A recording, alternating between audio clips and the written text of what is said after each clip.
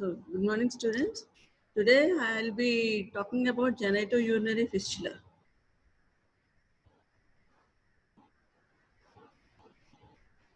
What is a fistula?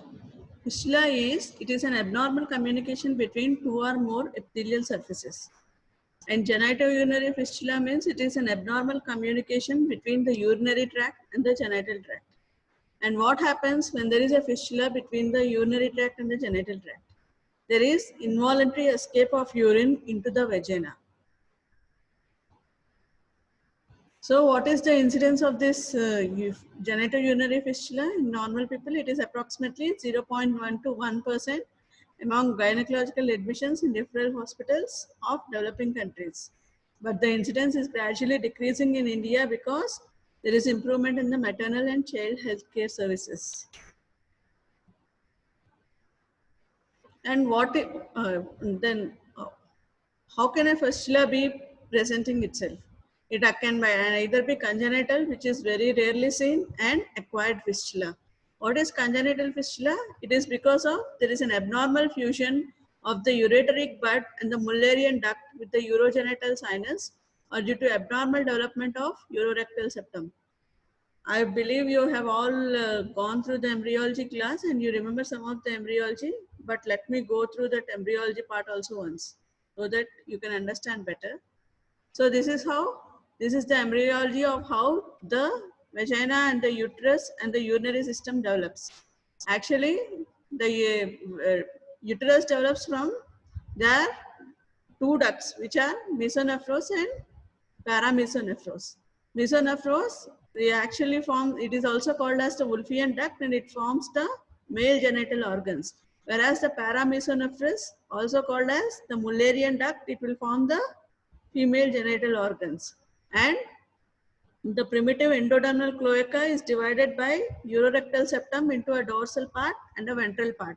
The ventral part will form the urogenital sinus, which will later on develop into the external genital organs and lower part of the vagina. Whereas the dorsal part will form the rectum and the anal canal of the endodermal cloaca. Now you see the blue thing is the paramesonephric duct, also known as the Mullerian duct. Now these two ducts will unite in the midline and now they will form the upper part of the uterus and upper 1/3 of the vagina. The lower 1/3 of the vagina is formed from the urogenital sinus or the sinovaginal bulb. So this first part is the first one is the fimbriae of the fallopian tube. The second part will form the fimbriae. These both are the paramesonephric ducts and upper 1/3 of the vagina. So this is how it is formed. The blue ducts which you are seeing are the Mullerian ducts and the violet one is the Wolffian duct or the mesonephric duct. Mullerian is also called as paramesonephric duct. Now it will unite in the midline and now it will form the uterus, the cervix and upper 1/3 of the vagina and the urogenital sinus from the bottom. It will gradually, the cells will multiply and they join the upper part of the Mullerian duct or upper 1/3 of the Mullerian duct and this whole thing now will form the vagina. So this is how it is developed. If there is any problem in fusion of these things, then there is a formation of fistula.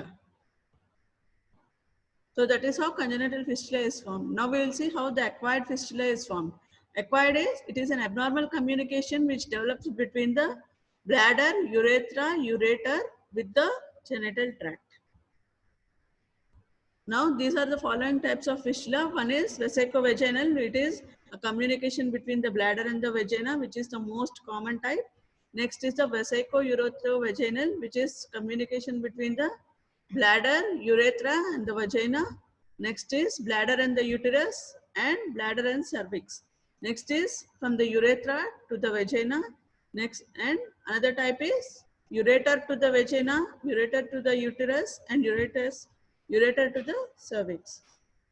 So this is the diagram where the first one is the vesicovaginal fistula, communication between the bladder and the vagina. Second one is between the bladder, urethra and the vagina called as vesico-urethrovaginal. Third one is between the urethra and the vagina, which is urethrovaginal. Fourth one is between the bladder and the cervix, vesicocervical. Fifth one is the between the ureter and the vagina, ureterovaginal. Sixth one is between the bladder and the uterus, vesico-uterine. These are all the types of fistulas. There is another classification based on the further it is classified depending upon the distance of the fistula's edge from the external urinary meatus, depending on the size of the fistula, the extent of fibrosis which takes place at the fistula margin, the vaginal length which is remaining, and any other special factors which are associated with the formation of fistula, like if it is post-radiation fistula or if there is any failure in repair of the fistula. So now the most important thing and which you have to know from examination point of view is vesicovaginal fistula. This is very, very important. And what is the definition of vesicovaginal fistula? It is a communication between the bladder and the vagina. It is called as vesicovaginal fistula. And now the urine from the bladder will escape into the vagina and from the vagina into the outside world. It is, and it is also known as true incontinence. This type of fistula, there is a true incontinence. So what are the causes for this vesicovaginal fistula? There are two types of causes. They are obstetrical or gynecological causes. Obstetrical causes are the most common cause in developing countries is the obstetrical cause, and it constitutes around 80 to 90% of the cases of all the fistulas. And this obstetrical cause is mainly responsible for causing ischemia or after a trauma. But with improved maternal child healthcare services, this is gradually decreasing in India nowadays. So, of that ischemia present or lead to fistula. It is usually seen in case of obstructed labor, and what happens in obstructed labor? There is a prolonged compression effect of the bladder base between the head and the symphysis pubis. This is called compression effect. This compression effect will lead to now ischemic necrosis, and this necrosis will cause infection leading to sloughing and then formation of a fistula. So for all the things to happen and finally to form a fistula, it will take about 3 to 5 days in case of an obstetric fistula. Following delivery, for that to manifest. Now what is traumatic fistula? Traumatic fistula is because of any traumatic vaginal delivery. It can be either because of the use of forceps like Kielland's. Kielland's is a mid-outlet forceps. We'll be talking about those forceps, types of forceps when we talk about forceps. Now there are outlet forceps and mid-cavity forceps. Kielland's is a mid-cavity forceps, and during this instrumental vaginal delivery with Kielland's forceps, it may lead to fistula. And also other destructive operations which we do in case of breech presentation, where there is injury because of the bony spiculae of the fetal skull during craniotomy operation. Craniotomy operation is when there is shoulder dystocia, and it is usually done during shoulder dystocia where all the methods have failed, and finally you have to do craniotomy where the head is severed from the trunk and removed. During the destructive operations, any injury might lead to formation of a fistula. Now, other abdominal operations which will cause fistula are hysterectomy in case of ruptured uterus, or you are doing a cesarean section for a repeat one where there is so many pelvic adhesions, or during cesarean hysterectomy operation, or when there is an injury which is either direct injury or an ischemic injury following a part of bladder wall being caught in a suture, where the bladder wall is caught during suture or during ligation, and or direct traumatic fistula soon after delivery. And what are these are all the obstetrical causes which I have seen. Now we will see what are the gynecological causes. Gynecological causes, nowadays the gynecological causes leading to fistula is gradually increasing, and it is also leading to more than 80% of the cases. And what are all the gynecological conditions which lead to fistula? They are operative, traumatic, malignancy, radiation and infective causes. Now let's see how each cause will lead to fistula formation. Operative injury. Operative injury are what are the operations which are usually responsible? They are anterior colporrhaphy, abdominal hysterectomy, either open or laparoscopic for benign or malignant tumors. Anterior colporrhaphy is done during a prolapse case where the bladder wall is tightened to prevent urinary incontinence. It is called anterior colporrhaphy. So abdominal hysterectomy operation either open or laparoscopic for either benign or malignant tumors. When there is removal of Gartner cyst, not Gardner's, it's Gartner cyst, also caused by urologists or surgeons during operations, or any electrothermal injury in case of endoscopic surgery. These are all the causes for operative injuries. Next, traumatic. How does trauma cause fistula? When there is anterior vaginal wall injury and bladder wall is injured during fall on a pointed object, or when there is a fracture of pelvic bone or any low traffic accident, then they all lead to fistula formation. And how does now malignancy cause fistula? Any advanced carcinoma of the cervix, vagina or bladder may metastasize and cause fistula formation, either because of direct spread or because of metastatic nodules. It might cause fistula. And radiation. How does radiation? When there is carcinoma cervix, and when carcinoma cervix is treated by radiation, it might lead to endarteриtis obliterans or ischemic necrosis. Then again it will lead to sloughing, infection, necrosis, sloughing, infection, and finally fistula formation. But usually this type of fistula, for it to form, it might take 1 to 2 years for such type of a fistula to develop.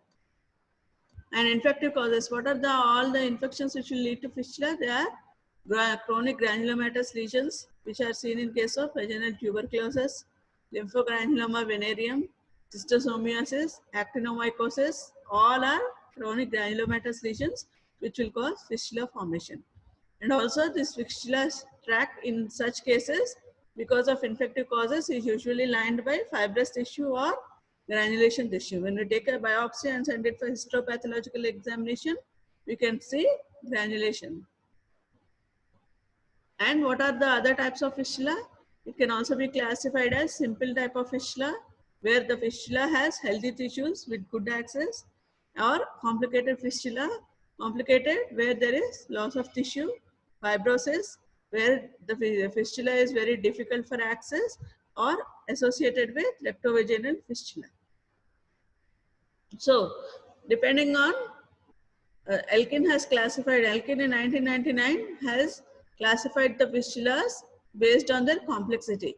So what we see here is the fistula, whether it is simple or complicated.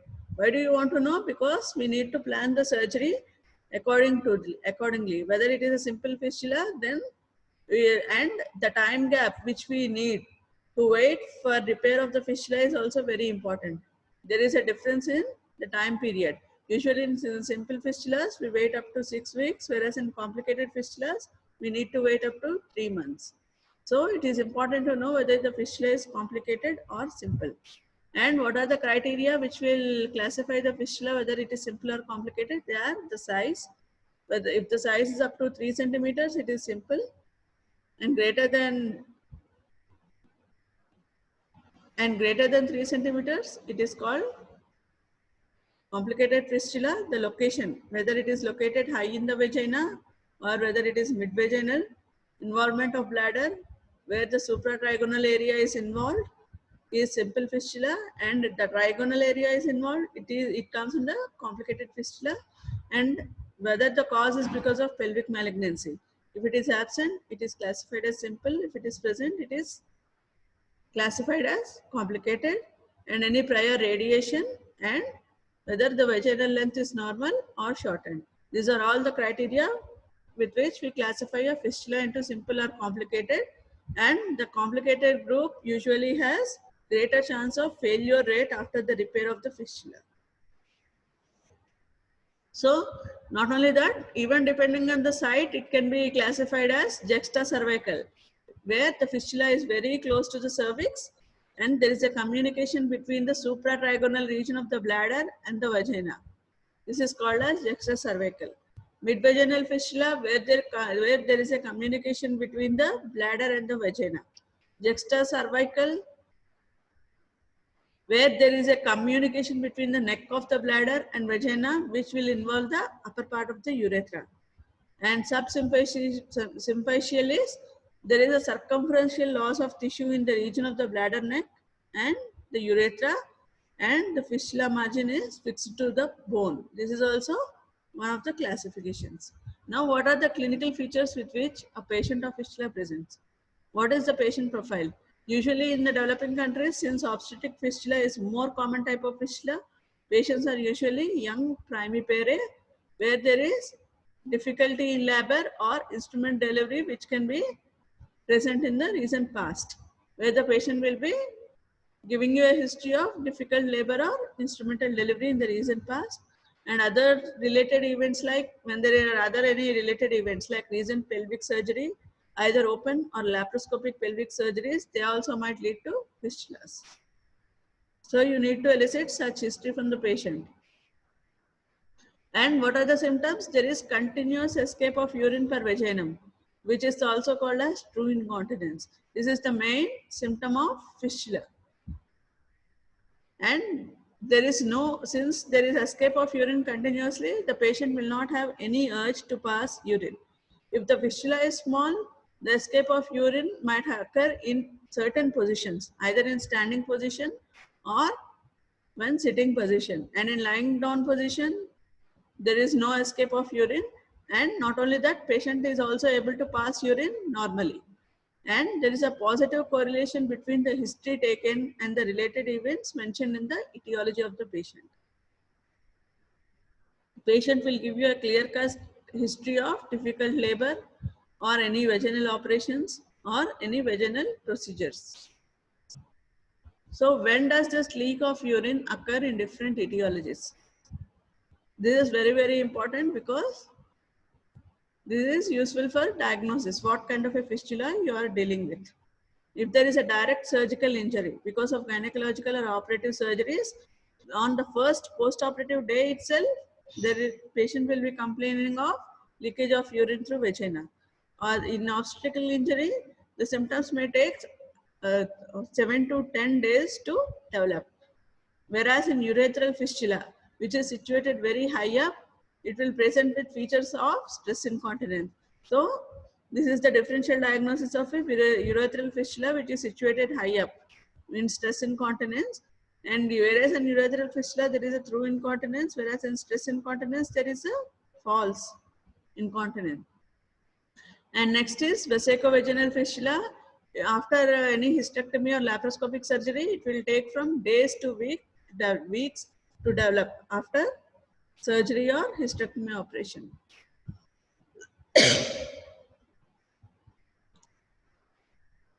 Now, how does the vesicocervical or vesicouterine fistula present? The patients can hold urine at the level of uterine isthmus and they remain continent. That is, they are able to pass urine normally. But they present with cyclical hematuria at the time of menstrual cycles because of this extra pressure on the bladder during the time of holding the urine and during menstrual cycles. Sometimes they also complain of intermittent leakage of urine, and you have to elicit whether they have any history of prior surgeries or any malignancies or any radiation therapy or any prior failed surgeries. And also other symptom is, first is passage of urine through vagina, and now other symptom is any associated pruritus vulvae. If the patient is complaining of that, you have to even ask for that symptom, pruritus. Now, how will you diagnose? You have to do an vulval inspection to diagnose what is actually happening. Then you will see on vulval inspection, you will see there is escape of watery discharge through the vagina, and this watery discharge smells like ammonia. Then you can confirm that it is urine. And there is also evidence of sodden or excoriation of the vulval skin, and you can also sometimes notice that there is a perineal tear which is not repaired. Now you will do an internal examination to see how the fistula is. You have to look at what is the size of the fistula, where the fistula is located, then the tissues at the margin of the fistula, how are they, whether they are healthy or infective, and sometimes vaginal atresia may also be seen, making the fistula inaccessible. Now you will do a speculum examination, and which is the best speculum and best position to examine a anterior vaginal wall fistula. It is Sims speculum with Sims position. It is a good view to examine the anterior vaginal wall where the vagina is ballooned up from the air. And now, what is Sims speculum and what is Sims position? This is the Sims position and this is the Sims speculum. In Sims position, the woman lies onto her left side with her right thigh adducted at the knee joint, and the knee will be touching her chest with her left hand along the backside and right hand above her head. This is called Sims position, and this speculum is called as Sims speculum. So when the woman is lying in this position, we will retract the vaginal walls with the speculum, and we will see for fistula in the anterior vaginal wall, where because of the air entering the vagina is ballooned up and fistula can be clearly seen. Now we have to, in this position, we have to note the size of the fistula, the site, and the number of fistulae. And often bladder mucosa can be seen prolapsed through the big fistula. If the fistula is big, bladder mucosa can be seen prolapsed. And in case of tiny fistula, there is puckering of the vaginal mucosa around the fistula. So this is Sims position with Sims speculum. Now, what are the associated clinical features? Sometimes you can see other associated clinical features also with the fistula. They are secondary amenorrhea, which is hypothalamic in origin. Then you can see, sometimes you can see a complete perineal tear or other rectovaginal fistula, or foot drop can be seen because of prolonged compression of the sacral nerve roots by the fetal head during labor. There can be foot drop. You have to examine even for all these other features also. Now, how will you confirm that there is a fistula? First, your confirmation always starts with history. So whenever they ask for diagnosis, you have to start from history, then examination. What are the positive findings in the history? What are the positive findings in your local examination? And then any other investigations to confirm your diagnosis. So diagnosis should start with history. So based on typical history, like whether she is able to pass urine or there is no urge to pass urine, and whether any obstetrical or gynecological events in her recent past, and on local examination, you can either examine in Sims position with a Sims speculum or other dorsal position in case anterior vaginal wall fistula is not there. And what are the positive findings? Whether you can see the site of the fistula and how are the margins of the fistula, whether there is any puckering of the skin around the fistula, these all things, and whether you can see any bladder mucosa prolapsing through the fistula, and whether there is any leakage of urine which you can see. Those are all the points which you have to mention. And then in case the fistula is very tiny, additional methods where you cannot actually make out the fistula, then additional methods also can be employed for diagnosis. And in case there is a confusion whether it is a stress incontinence or a fistula, which usually arises in case of, if the patient presents with the stress incontinence, then she can present with the same findings as that of a fistula. So you have to differentiate between stress incontinence fistula or ureterovaginal or ureterovaginal fistula also. You have to differentiate. And what are the, how will you diagnose this? First is you can do an examination under anesthesia, which gives you, the patient will totally be relaxed and gives better evaluation when you examine the patient under anesthesia.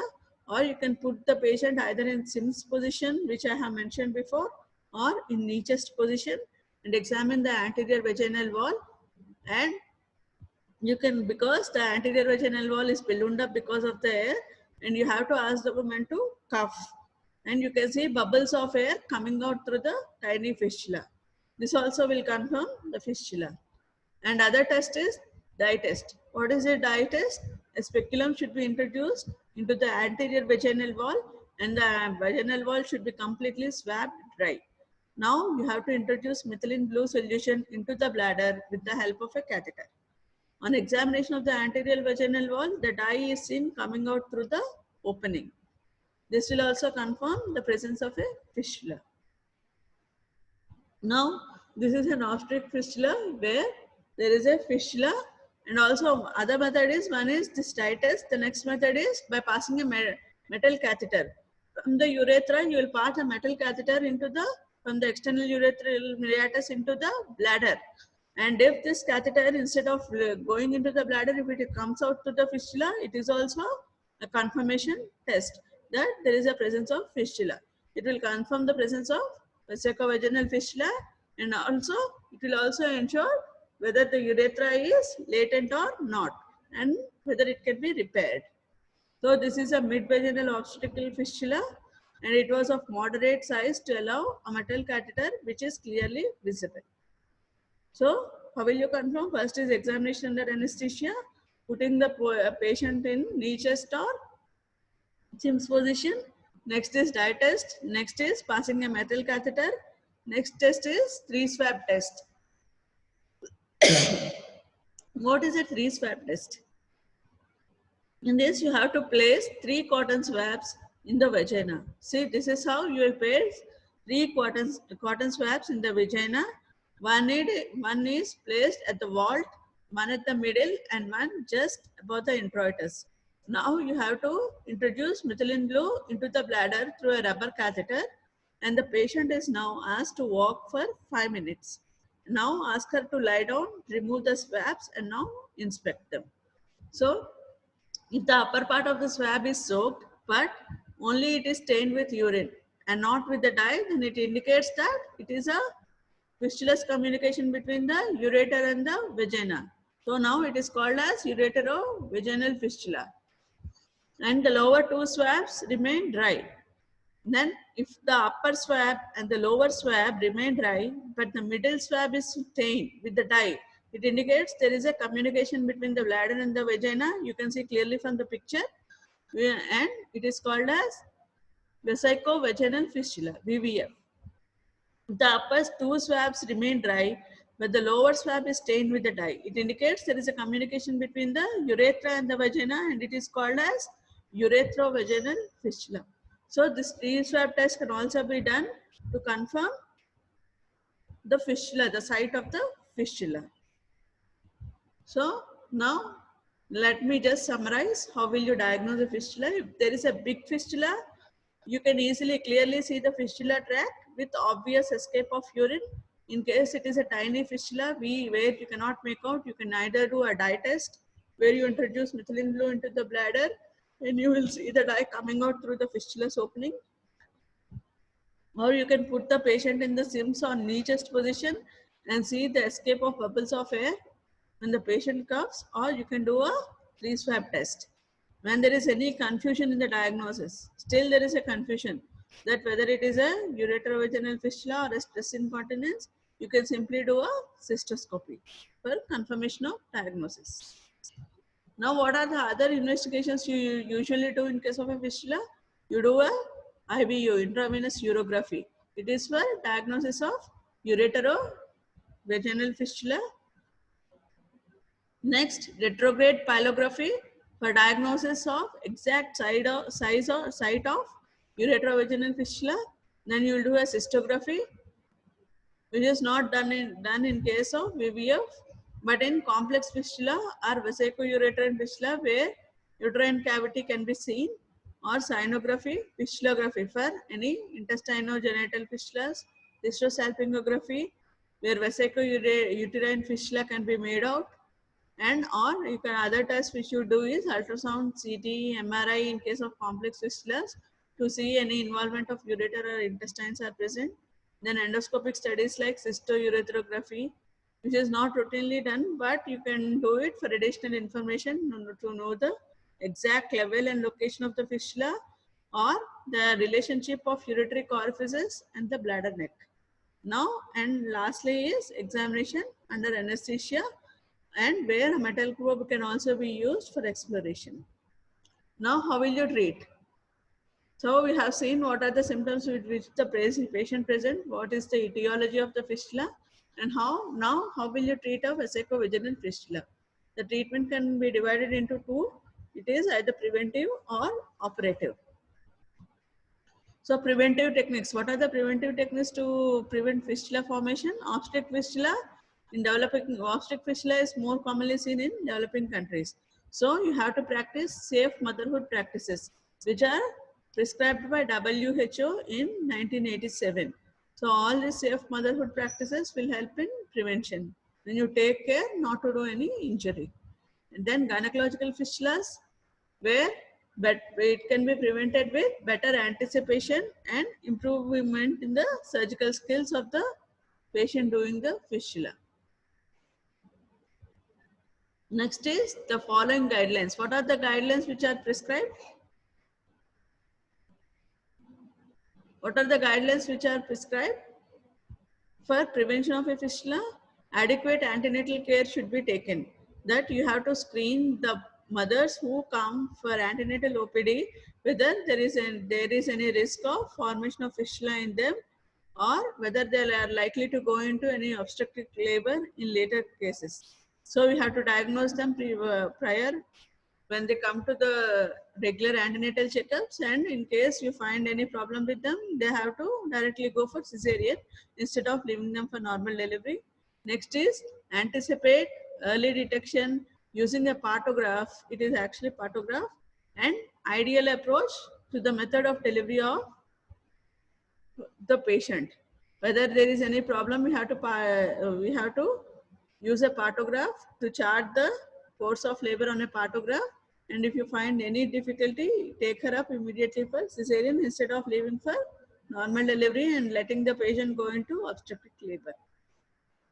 Next is you have to drain the bladder continuously for 5 to 7 days following any abdominal or vaginal delivery for a case of obstructed labor. If the patient is a case of obstructed labor, then you have to continuously drain the bladder. Avoid any injury to the bladder during pelvic surgery. Either it can be either obstetric or gynecological surgery. You have to avoid any injury to the bladder. Then what is the immediate management? Immediate is conservative management once diagnosed. You have to do a conservative management when you diagnose immediately. That is, you have to put a bladder catheter and continuously drain the bladder for 4 to 8 weeks. In case the fistula is very small, that is 2 mm to 2 centimeters, there is a spontaneous closure of the fistula in 50 to 60% of the cases without doing anything. In case of unobstructed outflow tract, where the outflow tract is not obstructed and there is a continuous flow of urine, epithelialization of the tissue will take place in 4 to 8 weeks if the damage is very minimum. If the tissues are healthy, damage is minimum and outflow tract is not obstructed, then there is epithelialization of the tissues which will take place in 4 to 8 weeks with spontaneous closure. Then in case there is a need for surgical management, then it has to be a team approach concerning all the personnel like gynecologists, urologists, and the nursing staff should all be advised how to take care of a patient of fistula and what are the procedures that has to be done. And all these women, they need to be counseled prior to their surgery if you want the surgery to be a successful one. Then if you want to go for an operative procedure, then what are the principles you have to adopt in case of surgery? You have to do a correct preoperative assessment and preparation of the patient. Correct preoperative assessment is you have to assess the fistula and accordingly you have to prepare the patient, and timely repair should be advocated. Next, repair of the fistula should be tension free, and presence of healthy vascular tissue should be present at the margin of the fistula. You have to see that you leave some healthy tissue at the fistula margin while you are repairing the fistula. And Post-operatively, the bladder drainage should be done for at least 2 weeks. These are all the principles which will lead to successful repair of a fistula. Now, preoperative assessment. What do you have to do? You have to actually assess the fistula status. Where the size, what is the size of the fistula? Where is it located? What are the how many number of fistulae are present? And you have to look for mobility and extent of fibrosis. Whether there is any urethral involvement. A metal cat, and how do you assess for urethral involvement? The urethral patency, the previous one, where the metal catheter is placed into the bladder. See this one.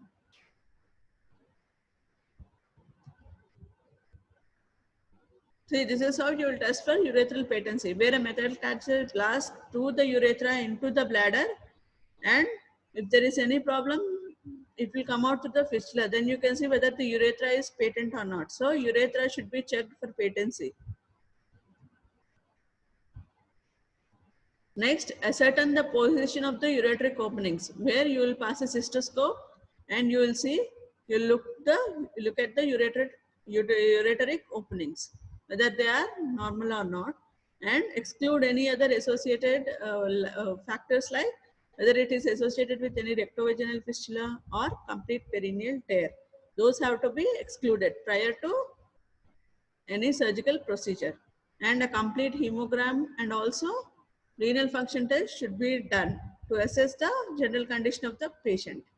Now, preoperative preparation. How will you prepare a patient for a surgery? You have to first look at the general condition of the patient. If she has any anemia or any other condition, then she has to be treated accordingly. Any local infection, if it is present, it has to be treated by application of silicone barrier cream with antibiotics. Any urinary tract infection, if it is present, then preoperatively urine can be collected through ureteric catheterization. Why has to be collected by ureteric catheterization? Because urine, when collected through a speculum, is already contaminated. So it will give you a false positive result. So if you want to look for any urinary infection, ureteric catheterization should be done, and through that it has to be collected. And in case there is any infection, antibiotics should be started 3 to 5 days prior to surgery. So we have seen how the fistula develops, what is the etiology, and what are the presenting symptoms. In the next class, we will talk about various surgeries which are undertaken for formation of fistula and what are the other fistulas. So, do you have any doubts? So, let's just go through once again through the fistula, and then I'll end the session.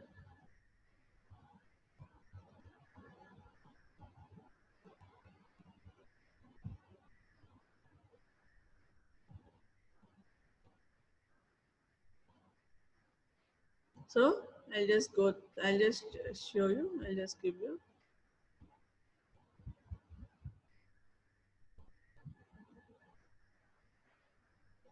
So this is the definition. There is a communication between the two or more epithelial surfaces.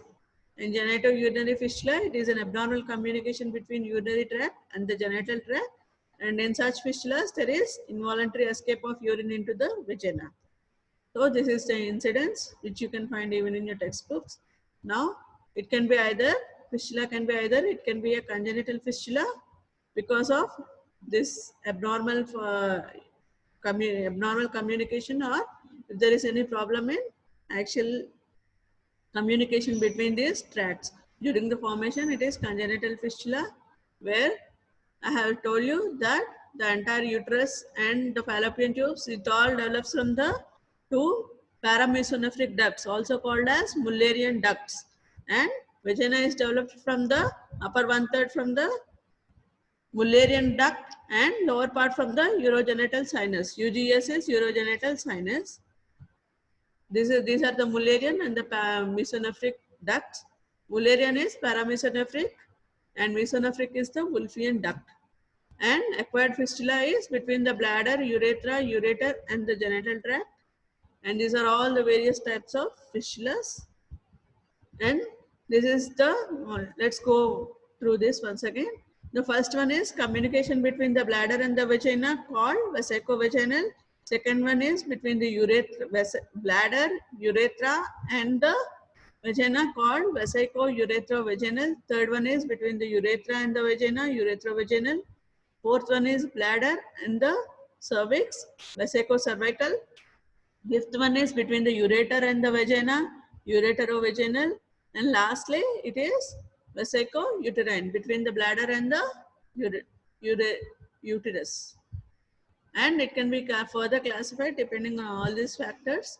Next is, most important is the vesicovaginal fistula, and it is a communication between the bladder and the vagina with escape of urine into the vagina, and it is called as, this type of fistula will is called as through incontinence. And causes can be obstetrical or gynecological, and most common cause is the obstetrical cause, and mostly obstructed labor. And how obstructed labor will cause, you can go through in your textbook. And mostly this cause will, the fistula takes 3 to 5 days to develop in such cases. Next is any traumatic or instrumental vaginal delivery. Next are abdominal operations, how the various abdominal operations will cause fistula. Next, what are the gynecological conditions which will cause, and how each one will cause fistula? What are the various operative injuries? What are the traumatic injuries? What are the malignancies which will lead to fistula? Next is radiation. And next, infective causes. And what are the types of fistulas? These are classified by Elkin in 1999 in based on simple and complexity of the fistula, so as to plan the surgery and to know the success rate of the surgery. And depending upon the site also, it can be classified in various types, and mainly the clinical features. What are the clinical features? There is difficulty in continuous escape of urine per vaginum, which is called as through incontinence, and there will not be any urge to pass urine in case of big fistulas. But if the fistula is small, there will be escape of urine only in certain positions, when the patient is either standing or sitting, and in others, other ways, the patient is able to pass urine normally. And there is a positive correlation between the history and related events in the past. Then, when does the leak of urine occur in different etiologies? In direct surgical injury, on the first post-operative day itself, there is leakage of urine. Obstetrical injury, it will take 7 to 10 days to appear. Urethral fistulas, it can be situated high up, and it can be also confused for stress incontinence. And for vesicovaginal fistula, after a gynecological surgery, either hysterectomy or lap, it will take days to weeks to develop such kind of fistula. And what are the presenting symptoms in case of vesicocervical or vesico-uterine fistulas? Patient may be able to hold her urine, but during the menstrual cycles, she can present with cyclical hematuria, or she can complain of intermittent leakage of urine. So now, and she also presents with pruritus vulva. And how will you diagnose? Diagnosis from first with the history. Next are the signs. On vulval inspection, you will find there is a watery discharge from the vaginum which has an ammonia smell, and there is evidence of sodden or excoriation of the vulval skin, and any perineal tear you have to look for. Next, internal examination, you have to note the size, position, how are the tissues at the margin of the fistula, and any vaginal atresia. Then you have to do a speculum examination if there is fistula in the anterior vaginal wall, Sims speculum with Sims position where the vagina is ballooned up with air, and you have to note the size of the fistula, site, number of fistulas. And in big fistulas, you can see prolapse of the bladder through the fistula, and in tiny fistulas, you will see puckering of the vaginal mucosa around the fistula. This is the Sims position, and this is the Sims speculum, where in Sims position the patient is lying on her left side with her on her left side with her right leg laced up and touching her chest, and the left hand along the back and right hand above her head. This is called Sims position, and this is the Sims speculum. Then these are the associated. Now, how will you confirm diagnosis? Is based on the history, local examination, And in tiny fistulas, other methods can also be employed, like examination under anesthesia, or you have to examine in Sims on knee chest position and ask the woman to cough. There is escape of bubbles from the tiny fistula. Next, you can do a dye test where you will introduce methylene blue solution into the bladder with the help of a catheter and look for the fistula in the anterior vaginal wall where you can see the dye escaping through the opening. Now this is, and next method is by passing a metal catheter from the external urethral meatus into the bladder, and if there is a fistula, it will come out through that. And next one is the 3-swab test, where 3 cotton swabs are placed, one at the wall, one in the middle of the vagina, and one just above the urethra. Just above the introitus. And now you will pass methylene blue dye into the bladder and you will see. Then afterwards, you will ask the patient to walk for 5 minutes. Then ask the patient to lie down, remove the swabs and examine them. If the uppermost swab is soaked with urine but not dye, it is ureterovaginal fistula. Upper and lower swabs remain dry, but the middle swab is stained with the dye, it means it is vesicovaginal fistula. And if the upper 2 swabs remain dry, but only the lower swab is stained with dye, it is ureterovaginal fistula. So this is how you will make your diagnosis of the site of the fistula. Next is, this is a summary of clinical diagnosis. Big fistula you can already see, and obvious escape of urine will be there. In case if it is a tiny fistula, you have to do dye test or examine the patient in knee chest or Sims position, or do a 3-swab test. And if still there is a confusion in the diagnosis, then you can go for cystoscopy. And these are all the investigations which you need to do. And now the treatment part, we have, it is divided into preventive technique, cooperative and preventive. How will you prevent? By improving all the care which you give during the obstetric, when the patient comes for delivery.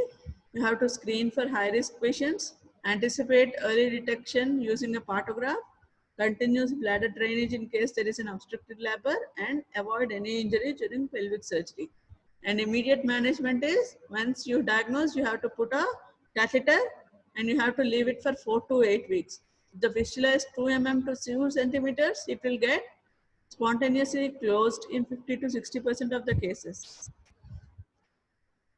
And in case you decide for a surgery, it has to be a team approach with gynecologists, urologists, and the nursing staff.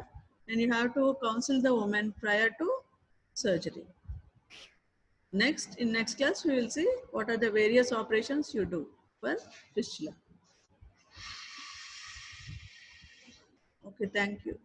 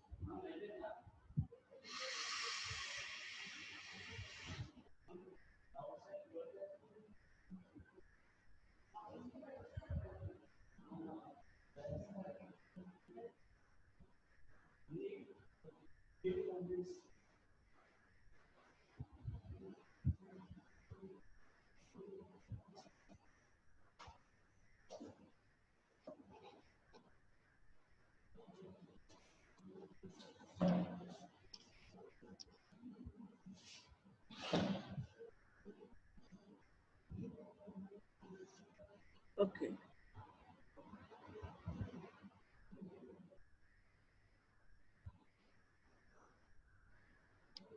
Sorry.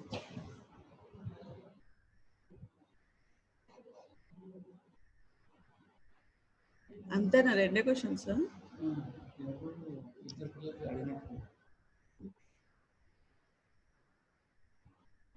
రావట్లేదండి. Next.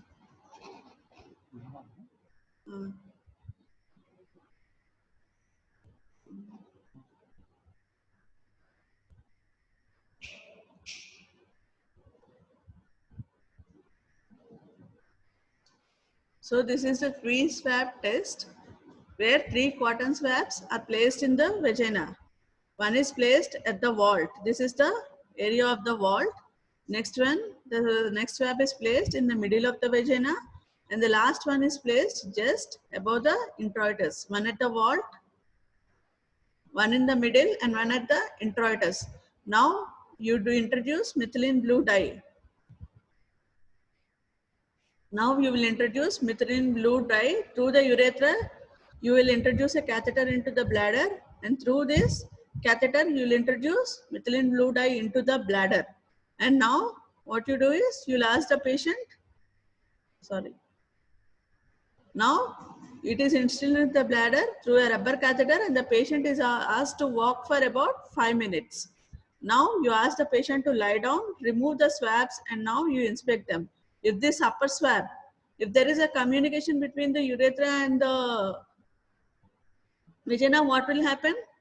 From the ureter, the urine will be leaking into the vagina, so the upper swab will be stained only with urine. But since there is no dye in the ureter, it will not be stained with any dye. So it will indicate that there is a ureterovaginal fistula. So if the upper swab, only the upper swab is stained with urine and not with the dye, it will indicate it is a ureterovaginal fistula. But if the middle swab is stained with the dye, because there is a communication between the bladder and the vagina, and bladder is filled with the dye, middle swab can be stained with the dye. So if there is staining of only the middle swab and the upper swab and lower swab are free, there is no dye, or there is no, if they are dry, both the swabs are dry, only the middle swab is stained, then it will indicate that it is a vesicovaginal fistula. And if the lower swab is stained with the dye, then it indicates it is a, because there is a communication between the urethra and the vagina, the lower swab can also be stained with the dye. It will indicate urethrovaginal fistula.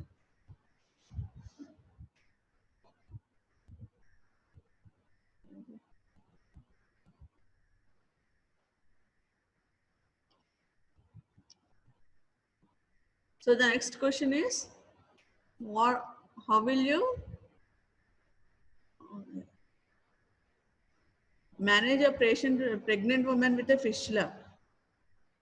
You don't have to do anything. You have to ask the woman to carry out her pregnancy through the term, and only once the pregnancy is over, and in case you are doing a cesarean and she has to be delivered through cesarean section, and once the cesarean section is over, you have to catheterize the patient, and only after 6 weeks you need to plan closure of the fistula, or what are the type of surgery you need to do. So during the pregnancy you will not do anything. We'll come to that part of surgeries in our next class.